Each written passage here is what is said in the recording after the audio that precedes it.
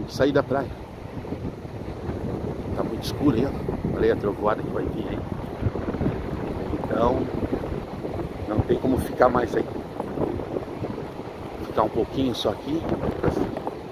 Mas foi bom, foi bom. Foi bom a gente estar aqui, se divertir um pouco. Sair um pouco da rotina, né? Mas tá vindo uma tempestade. Tá se formando tudo lá em cima. Então, ventando bastante também. Ventando bastante. Olha aí como é que tá aí. O pessoal tá indo embora também. A gente também precisa se recolher. Vamos chegar aí.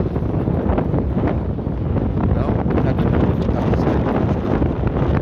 tá bastante aí. O vento tá soprando bem forte. O vento tá soprando bem forte. O pessoal tá recolhendo as barracas.